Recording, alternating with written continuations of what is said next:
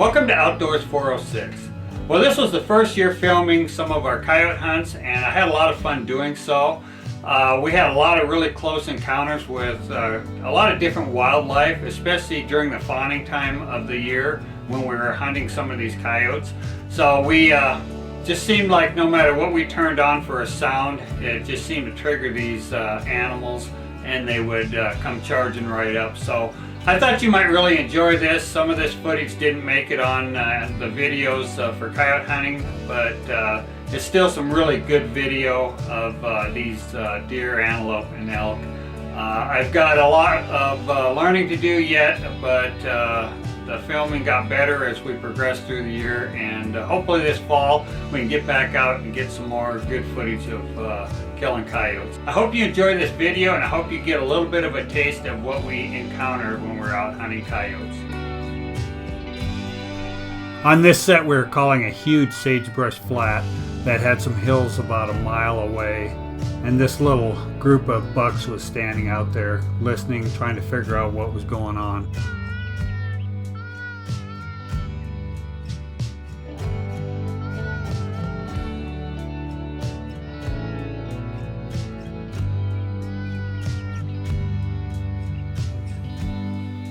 As we were driving to a new location one morning, we saw these bucks along the road. Pretty decent little bucks. Give them a few years, they'll be pretty good.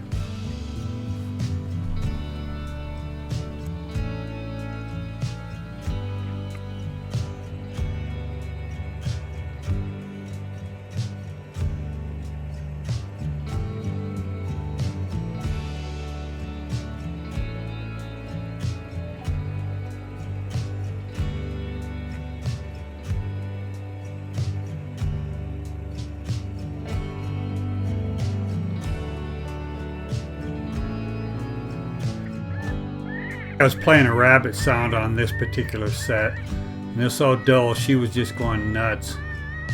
She was running all around us. This doe actually came from quite a ways away.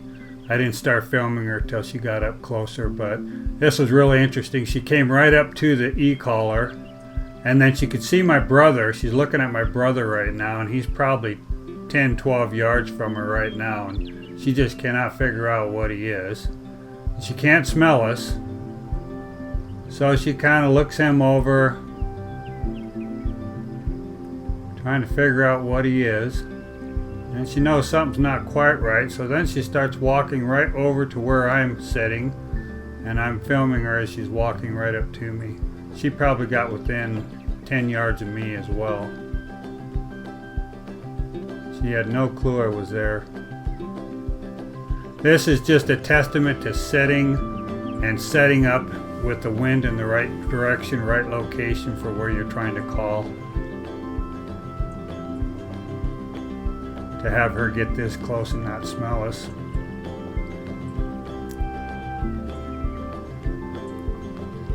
She's trying to figure out what I am, and then she still can't figure out what my brother is, but now she's finally getting it figured out. Something's not quite right.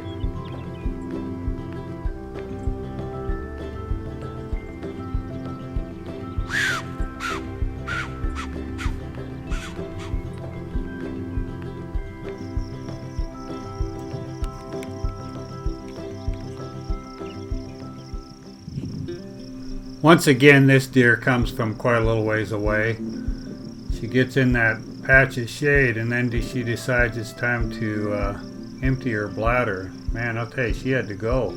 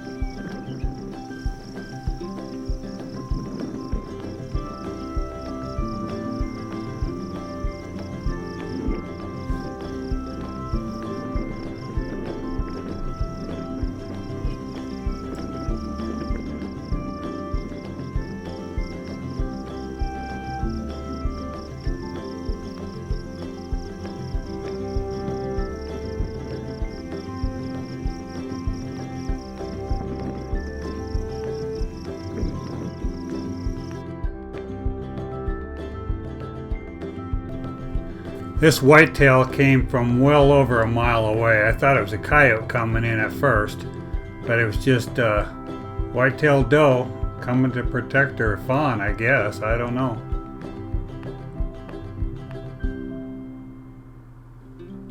She ran right up to the e-collar.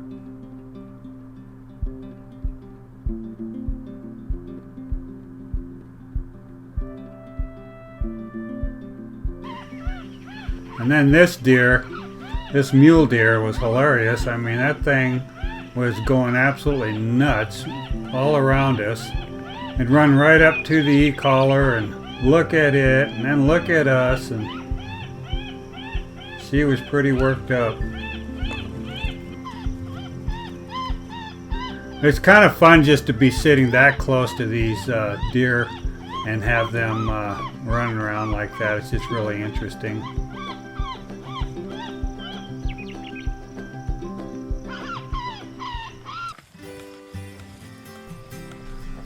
Well, now we're going to get into some antelope that practically ran us over a few times. It was interesting. They were on their own a lot. Every once in a while we'd kick up a fawn. We'd just stumble upon a fawn, and that's what happened here. We just kind of got up and ran a little ways. I'll tell you, they are such easy prey for coyotes. Now, if you look really close, there's antelope just charging in. Again, I thought it was a coyote coming in, and it just ended up being this antelope.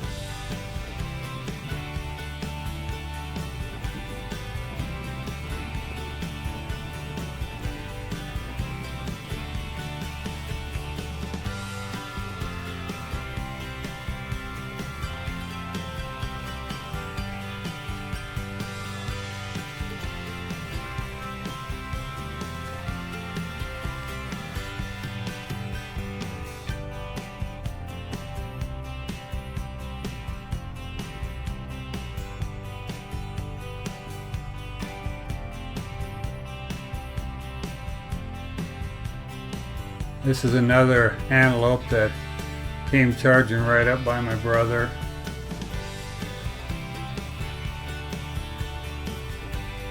And then they'd run off a little ways, and then sometimes they'd come back. It made it kind of difficult at times for calling coyotes when you have these deer and antelope come charging in like that, because it just alerts them that something's not right. And a lot of times I'd shut the call off when I saw them coming, or when they got up in there, try to get them to get disinterested, but then as soon as you turn it back on, here they come back, which is what happened here. But again, just for seeing wildlife, it was pretty fun, pretty interesting to see them this close, get some good footage.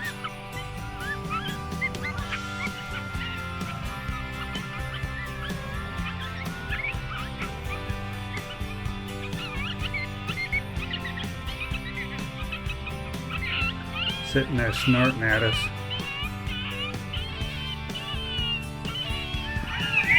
This was probably the most interesting set we did all summer, where this coyote was coming into our call, and this coyote, or this antelope, chased that coyote right up to us. And we killed that coyote, and the antelope just kind of runs off up the hill there and kind of sits there like, well, you're welcome, boys.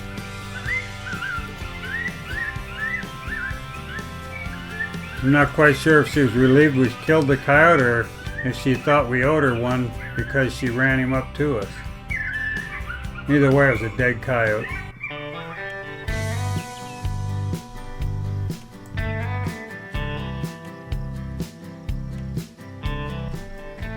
On this particular day, it was hot. We were headed to another spot to do some calling, and we come across these three bulls. We were really shocked to see them out in the wide open like that, as hot as it was in the middle of the morning. But anyway, we got some good footage of them.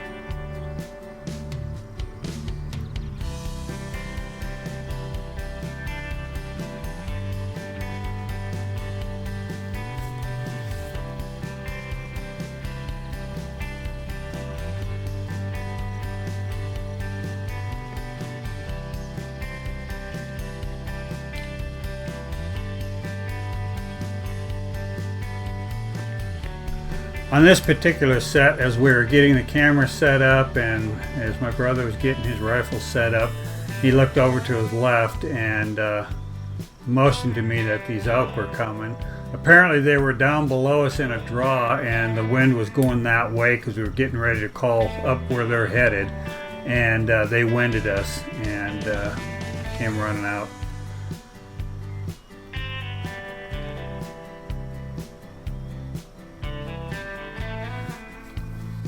Looked like they had a pretty good calf crop. There's a pretty good batch of elk there. And I was kind of having fun with my camera too. I was filming. They got out there a long ways. Here in a minute, when I get toward the end of these elk, filming these elk, I bet they're out there at least a mile. And it's still got pretty good footage of them.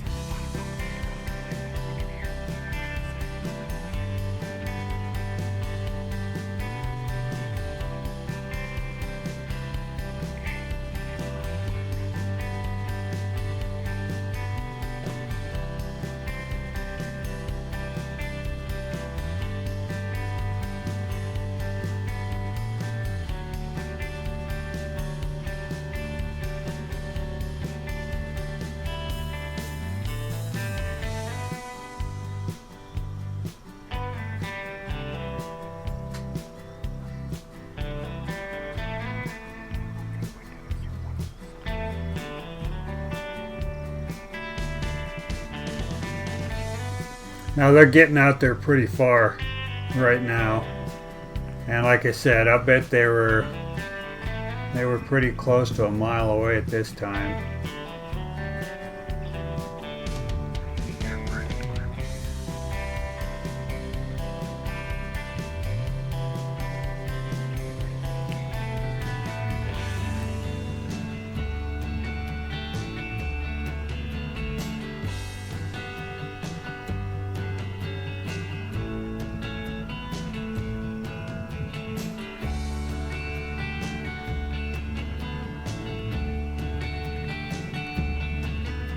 Just to kind of show how far out they are, I zoom back out to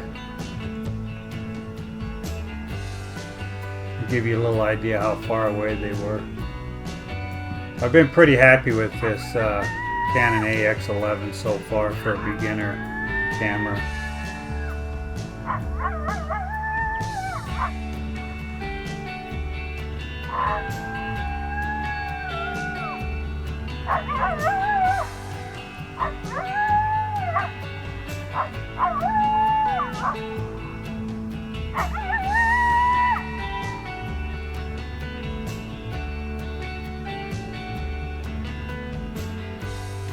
That's just on regular auto zoom, regular normal settings, so that's pretty good. We were headed over early in the morning to a new spot, and these elk were on a private hayfield, and we came up the road and they saw us and crossed. There were a few others that had already crossed. You'll see here in a minute.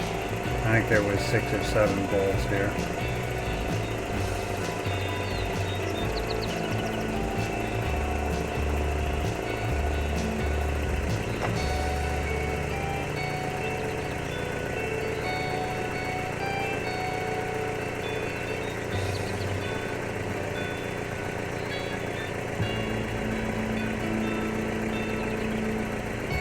It was a little bit foggy, and the camera's having a little bit of trouble focusing, so it's a little fuzzy. In this particular set, we were sitting there, I was calling and looked over and saw these elk, and they were a fair distance away too. And for whatever reason, they decided they needed to come over and check out what was going on as well. If you notice, the very last cow coming in the rear, if you look at her back leg, she's stoved up and kind of favoring that leg. So she falls behind, and you'll see her here in a few minutes bring up the rear.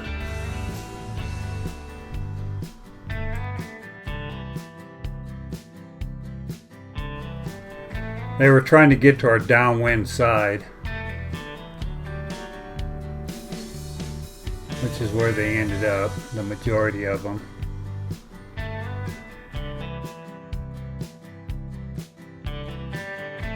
This particular area, there are no wolves.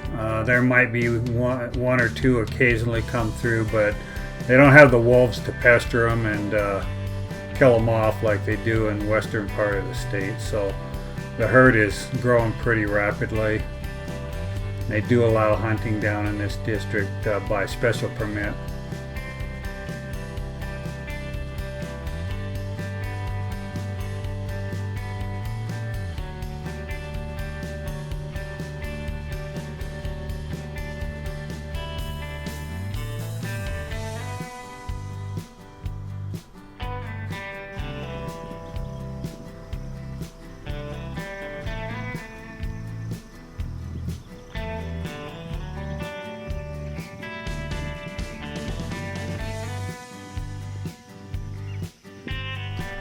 Well, here comes that cow that had the bum leg.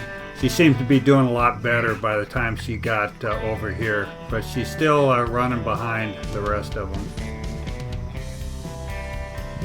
Even though we're not hunting any of these animals, it's just a lot of fun to see them. And it's also nice to know that we're killing some coyotes off that the coyotes do get to these, maybe not so much the elk calves, but they certainly get to the fawn and deer. They do a lot of damage to the fawns on the deer and antelope this time of year. So feels good to thin a few coyotes out. And of course we called in plenty of cows. Well, if you've made it this far through this video, I appreciate you watching it. Here's a few more videos that I think you'll enjoy.